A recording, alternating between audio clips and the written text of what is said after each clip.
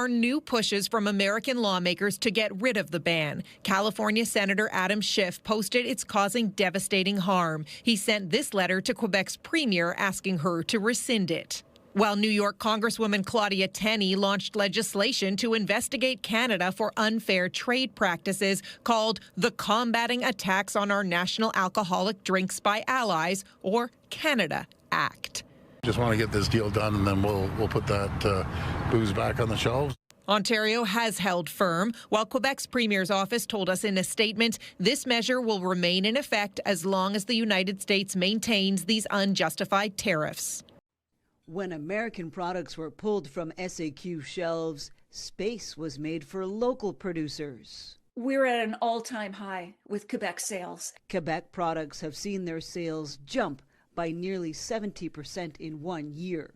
And at the same time, the SAQ's overall sales decreased by 3%. Over the last 5 to 10 years, we've seen tremendous improvements in the quality of the wines, thanks to better expertise of the winemakers, the wineries in Quebec. Mathieu Beauchemin of the Quebec Wine Council says 200 million bottles of wine are sold in Quebec each year, and local producers are responsible for 5 million of those. We're expecting to reach about 7 million bottles by 2030. So it's good news that we have more and more consumers that are trying Quebec wines, adopting Quebec. Canada is quietly winning, while the United States keeps losing more than many people realize. Canadian stores are full of local and other foreign drinks, helping their own businesses grow, while American wine is pushed aside and forgotten. The longer this continues, the harder it will be for U.S. winemakers to recover, making this a painful loss for America.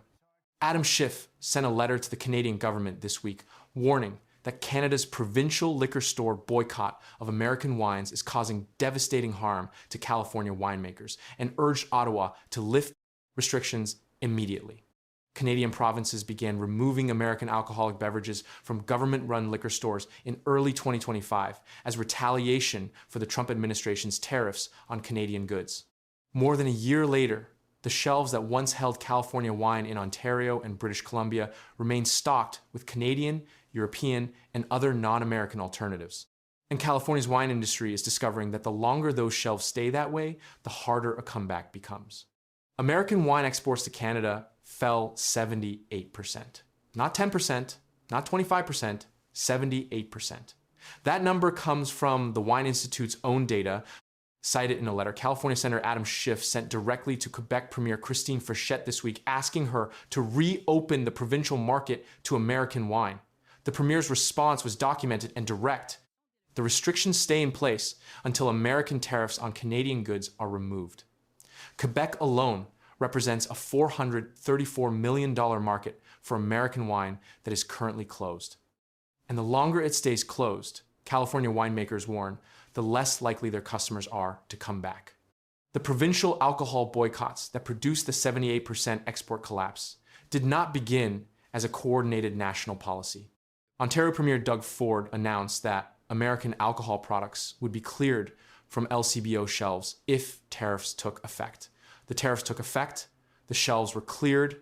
The LCBO, which operates as the sole importer of record for American alcohol into Ontario and controls all wholesale and retail access in the province, removed more than 3,600 American products from its inventory, representing annual sales of approximately $965 million in U.S. wine, beer, spirits, and seltzers. British Columbia, Quebec, Manitoba, Atlantic Canada, and the territories followed with similar measures at their own provincial liquor boards.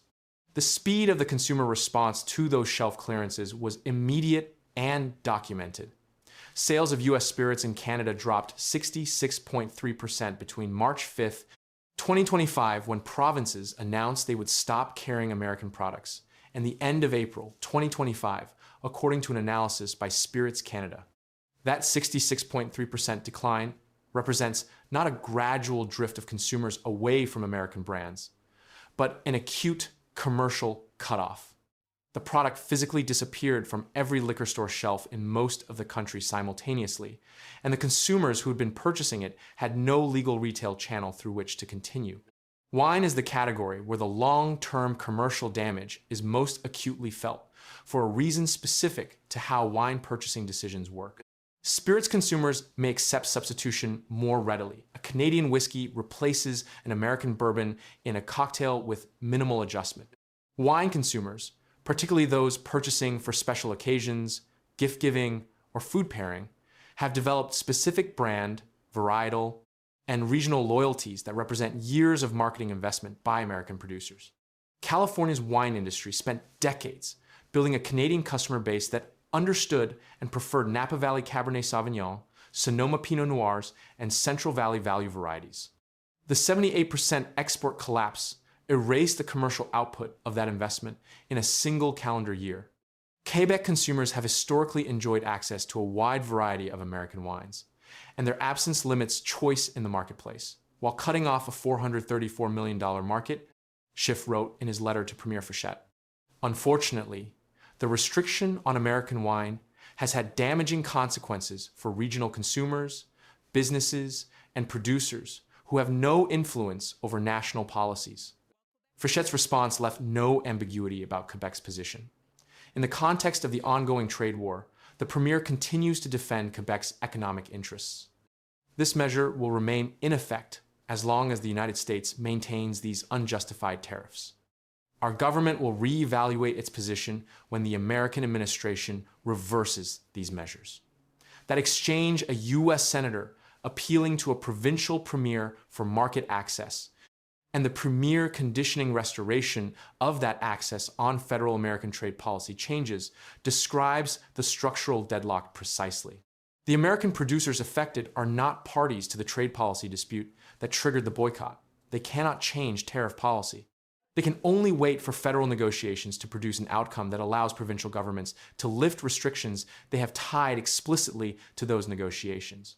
The domestic Canadian alcohol industry's commercial trajectory during the boycott period runs in the opposite direction from American producers' experience.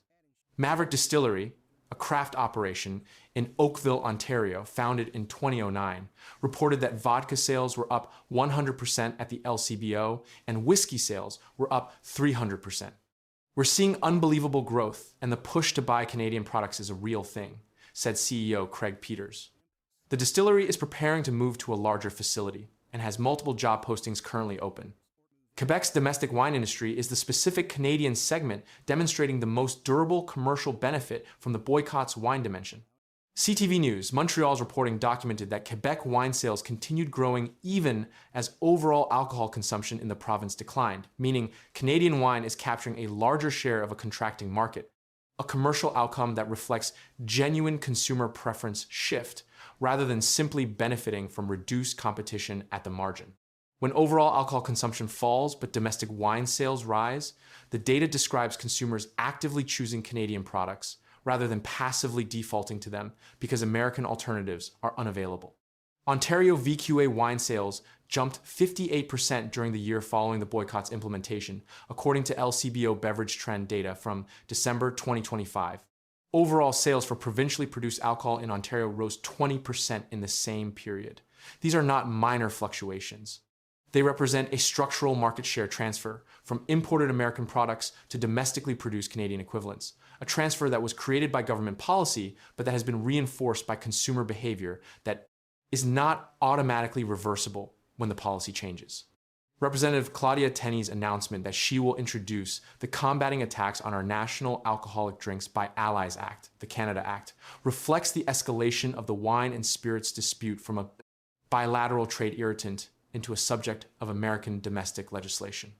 The act would initiate a Section 301 investigation into Canada's treatment of American beverage producers under the Trade Act of 1974, the same legal authority used to launch the Section 301 investigation of Chinese trade practices that led to the original round of China tariffs in Trump's first term.